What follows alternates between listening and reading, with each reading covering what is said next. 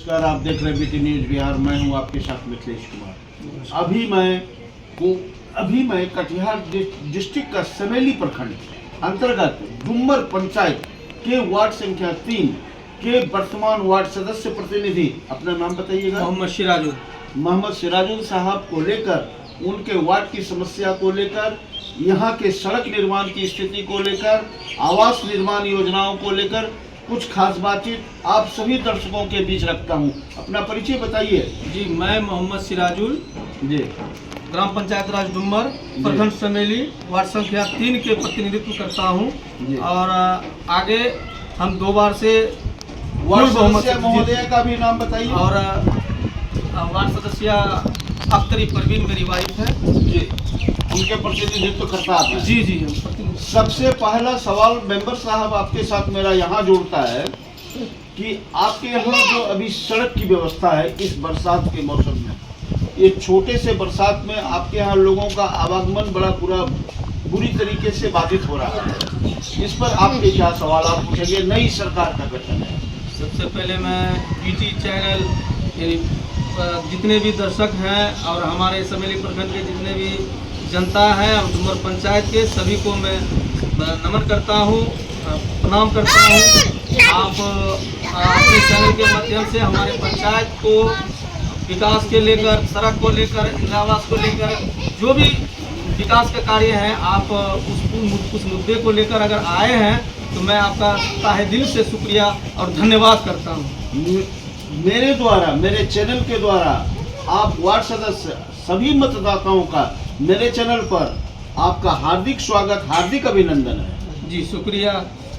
और रही बात हमारे वार्ड के सड़क के, तो हमको लगता है 2016 से एक सड़क है NH 31 से उत्क्रमित मध्य विद्यालय डुमर और माँ वैष्णवी दुर्गा मंदिर और एक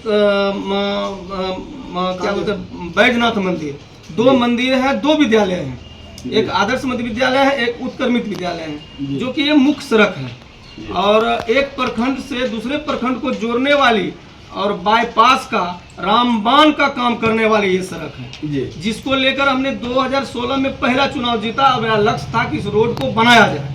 लेकिन दुर्भाग्य ये है कि हम एक वार्ड सदस्य हैं, हमारे द्वारा जो हमको मिला गया मुख्यमंत्री नीतीश कुमार जी साथ निश्चय के दौरान जो दिए गए थे योजना, उसमें पूर्ण रूप से हम लोगों को पावर नहीं दिया गया। तो सड़क निर्माण के लेकर हमने कई बार मुखिया जी से इस विषय में मुखिया जी का भी नाम बताइए थोड़ा। हमारे पहला मुखिया जी रहे रानी देवी, और दूसरा अभी जो वर्तमान है वो है युवा मुखिया, जिसको हम लोग बहुत हर्षोल्लास के साथ जिताए कि युवा है काम मनीष कुमार ठाकुर जी, मनीष ठाकुर जी। तो उनको हमने लाया कि गांव को आदर्श गांव बनाना है, आदर्श पंचायत बनाना है, आदर्श पंचायत बनाना है। इस मुद्दे को लेकर हम लोग आए थे उनको कि काम करेंगे और जनता का जो भी समस्या है उनका निष्पादन किया करना है। तो इस सड़क को लेके हमने कई बार, हमारे पूर्व विधायक नीरज कुमार अभी हमारे बीच नहीं है, उनको भी मैंने विधायक थे जी, राजद के विधायक थे जी, वो बराड़ी 68 विधानसभा से अच्छे बहुमत से जीते थे, उनको भी लेटर हमने दिया।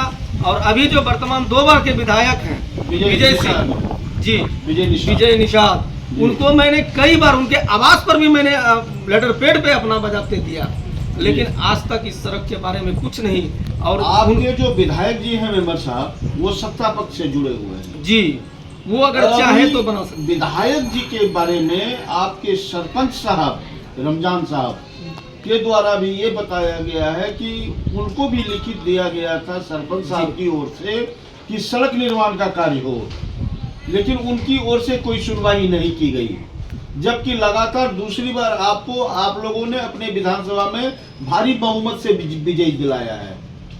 तो और आगे क्या कहना चाहेंगे इस पर आप? जब 2021 और 20 में जब हमारे माननीय मुख्यमंत्री अभी वर्तमान में सम्राट चौधरी जी पंचायती राज मंत्री थे, तो हमारे एक करागोला का भजदीरा में एक प्रोग्राम था, जहां पर हमारे डिप्टी CM तारकिशोर भगत जोधपुर में रहे थे उस टाइम, तो उनके मंच पर, मंचासीन पे हमने अपने हाथों से उसको इस सड़क को लेकर लेटर उनको भी दिए थे जी।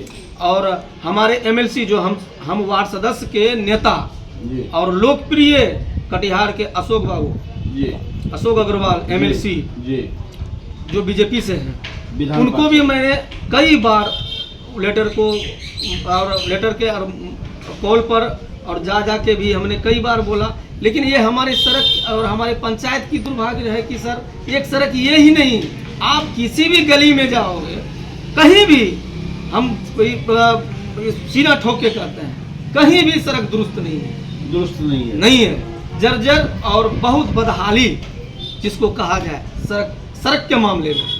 आप अगर मार्केट आए होंगे, डुमर चौक से आप मरगिया और बकिया मेन गांव जाने वाली सड़क के अगर हाल तो आप अगर पैंट पहन के गए हैं तो आपको हाफ पैंट पहनना होगा, फिर उसके बाद आपको साबुन से पैर धोना होगा, तभी आप डुमर पंचायत में घूम सकते हैं। इस लायक है हम, पंचायत की व्यवस्था इसी है।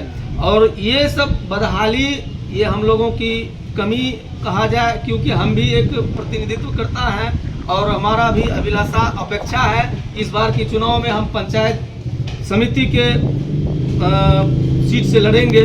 जी। तो हमारी ख्वाहिश है कि हम 2 बार वार्ड सदस्य रहे तो एक बार समिति में देखा है। तो जनता को क्या चाहिए, उनको आप खाने के लिए नहीं दो, लेकिन सड़क चाहिए, उसे मकान चाहिए, उसे एक अच्छा व्यवस्था चाहिए।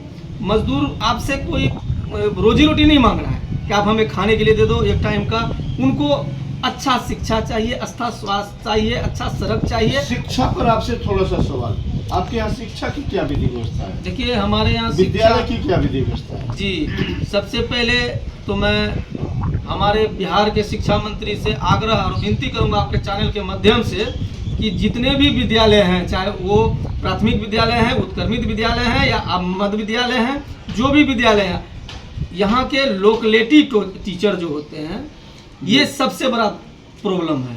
इनको उसके पोषक क्षेत्र वाले स्कूल से तो दूर रखा जाए तो बेहतर है। शिक्षा अगर कहीं डैमेज होता है तो वो अपनों का देन होता है। ये सबसे बड़ा शिक्षा में, क्योंकि हम आदर्श मध्य विद्यालय डुमर के हमारे वाइफ अध्यक्ष हैं 2 बार से, लगभग 10 साल से, और मैंने वहाँ पे अच्छी तरह उस बारे में देखा।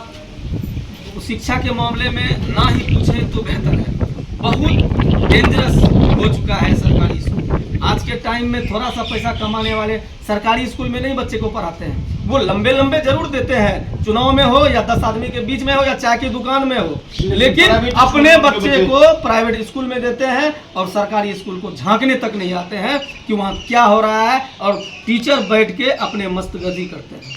तो ये शिक्षा विभाग तो आपके यहाँ विवाद के घेरे में गिरता हुआ नजर आता है। बिल्कुल, हम तो यही कहेंगे कि हमारे जो शिक्षा मंत्री एजुकेशन मिनिस्टर हैं, मैं उनसे आग्रह करूंगा कि इस विधि व्यवस्था को दुरुस्त किया जाए।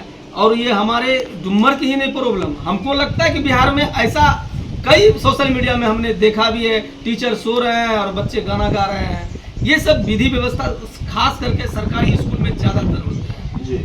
आज के टाइम में। अगर हम वहाँ पे हम चूँकि उस चीज़ से जुड़े हुए हैं और वहाँ हम जाते हैं और उनको देखते हैं कि वहाँ क्या पढ़ाई होता है, क्या करता है, तो मैं यही कहूँ